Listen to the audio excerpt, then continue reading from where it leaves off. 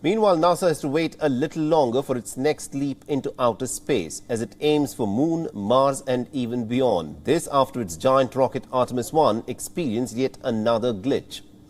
The launch was cancelled for the second time in 5 days. The US Space Agency had to wait even longer to launch the SLS rocket into space as part of the ambitious Artemis 1 mission. Remember, just 5 days ago, the scheduled launch was in fact cancelled due to a technical glitch. And for the second time in a span of less than a week, another red flag was raised. And this time, the launch of the 30-storied rocket has now been postponed due to a leaking fuel, which was detected by NASA's engineers virtually at the last minute. A next plan, Plan C? Now, according to NASA, a leak near the base of the rocket was found as the ultra-cold liquid hydrogen was being pumped in. And as of now, no date for a new launch has been declared by the US Space Agency. The mission marks the first voyage for both the Space Launch System rockets and also the Orion capsule. And the objective of this mission is to go around the moon and back on a 39-day planned schedule. Moreover, the unmanned flight will put both its new rocket and also its capsule system through their paces. This first test flight, Artemis 1, it's a test flight of the Orion spacecraft and the launch vehicle. Before we put crew on them, we want to make sure they work. And one of the things we want to do is we want to make sure that the Orion spacecraft can support a crew of 4 for 21 days. So originally we were looking at a 42-day mission. With this new launch day, we're looking at 39 days, which is well beyond the 21-day design operation for the Orion spacecraft. So that's going to be a stress on the system. Now, if the launch is successful, then this will be the first rocket launch in the direction of the moon, something that hasn't happened since Project Apollo ended in 1972. Moreover, Artemis 2 will take forward the Artemis program, where NASA is aiming to land astronauts on the moon by as early as 2025. Now, the astronauts will include the first woman and also the first person of color who will walk the surface of the moon.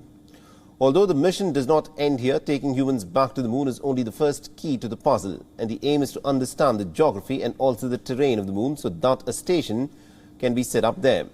From where in the coming future, the possibility of putting humans on Mars and also other planets is something that is going to be explored.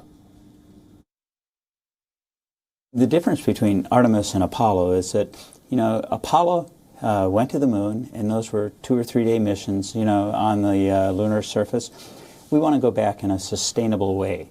We want to plan to live on the moon, to utilize its resources, and learn what we need to know to eventually go on to Mars.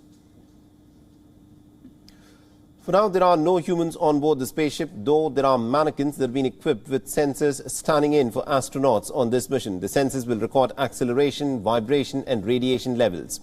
The trip is expected to last around 6 weeks, and one of its main objectives is to test the capsule's heat shield, which at 16 feet in diameter is the largest ever built.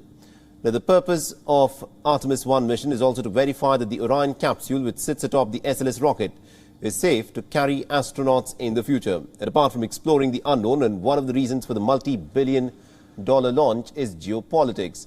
And it's not just NASA that wants to go to the moon. In recent years, India, China and other nations, they've all tried sending robotic missions to the moon. A South Korean orbiter is also on the way. So NASA wants to stay ahead of the curve and be the first to establish exclusive zones and eventually dictate rules of conduct. But for all of NASA's plans and efforts, Artemis 1 just simply won't take off. The original launch was scheduled to happen in December 2016. There have been 16 attempts, and 6 years later, NASA is still struggling with technical issues.